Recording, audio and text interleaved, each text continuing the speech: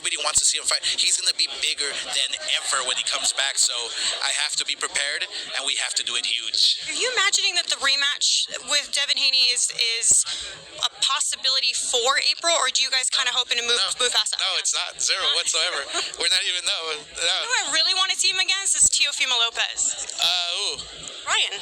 Yeah, absolutely. Teo, yeah. Ryan wants Teo. Yeah, all those fights. Like, he wants to fight the very best and challenge himself. Yeah, we can't wait. Ryan Garcia, he's back. April. Oh my gosh, I can't wait. It's gonna be good.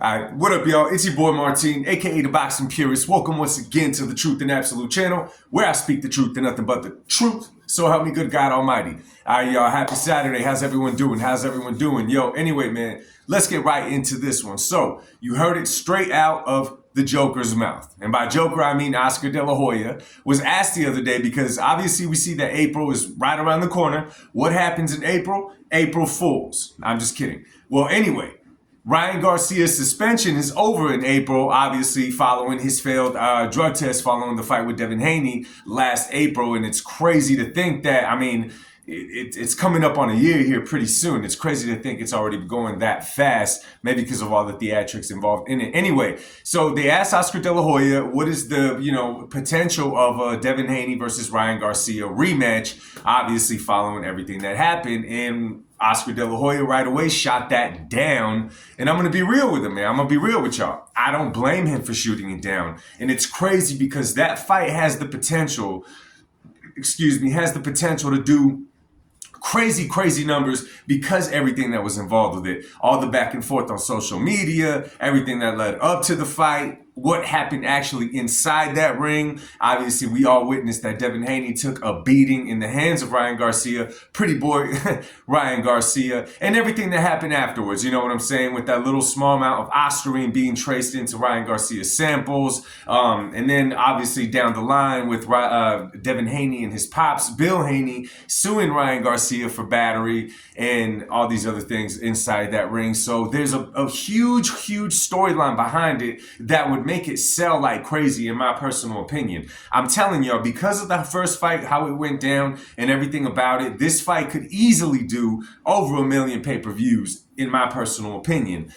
Although they say, Oscar De La Hoya said that the first fight only did 330. I find that hard to believe, but again, with all the streaming and stuff, I'm like, okay, it makes sense.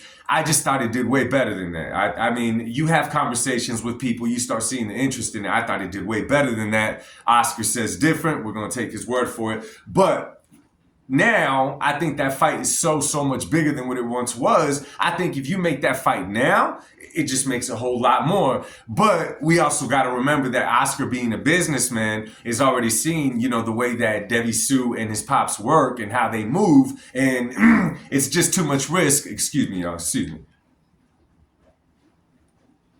Get some iced tea in me real quick. You know what I'm saying?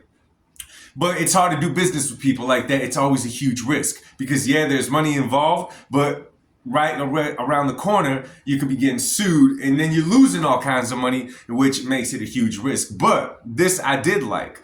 Oscar De La Hoya, and obviously he said it on Twitter or X, about a possible comeback fight when Ryan does against Teofimo Lopez. And last night when he was asked about it, or on Thursday, I think it was, again, he talked about a potential fight with Teofimo Lopez, kind of throwing it out there. We know Oscar De La Hoya, the king of letting a fight marinate. So he's just throwing it out there.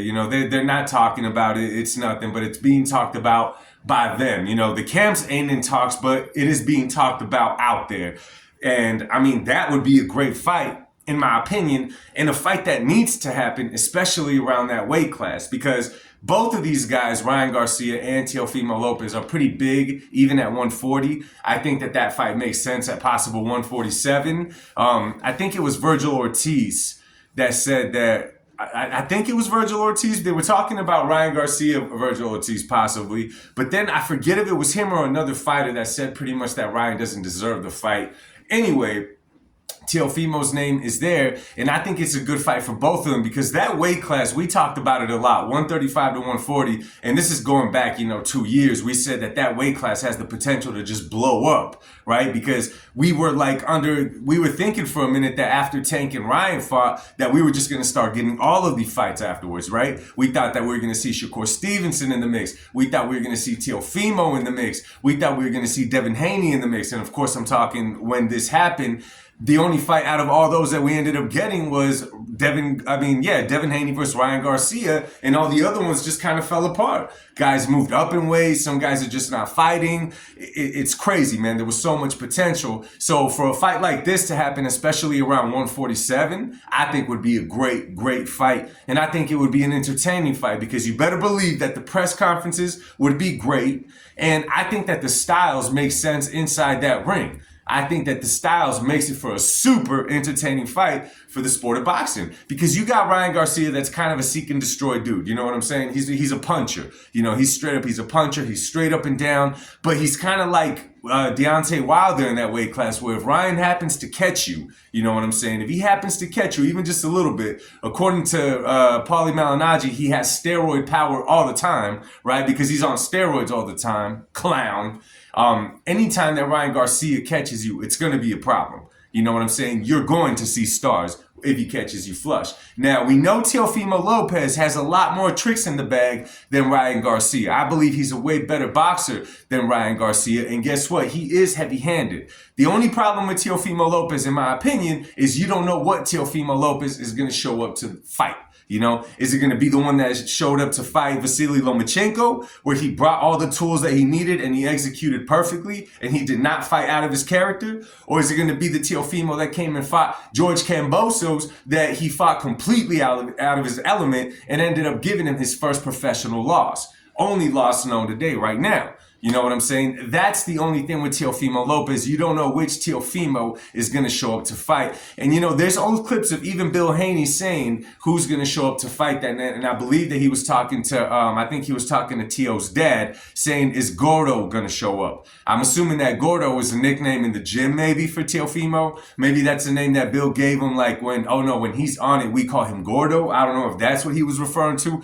Who knows? Anyways, I think that this fight would be great. I think it has great, great potential. They could market it very well. And honestly, I would like to see it in hell. The sport of boxing needs it, especially around that weight class. Anyway, man, let me know what you guys would think of that potential fight. Is it a fight that you would pay to watch? That's the only question I'm asking now, not who would win. Would you pay, not stream it, would you pay to watch Ryan Garcia versus Teofimo Lopez? I'm going to start asking that question after every fight that they're talking about is the new question asked, and that's how I'm going to see the interest in the fight. So make sure that you drop a comment down below. Like this video if you don't mind. Share this video with your boxing fans. Much love. God bless y'all. Enjoy your day and peace.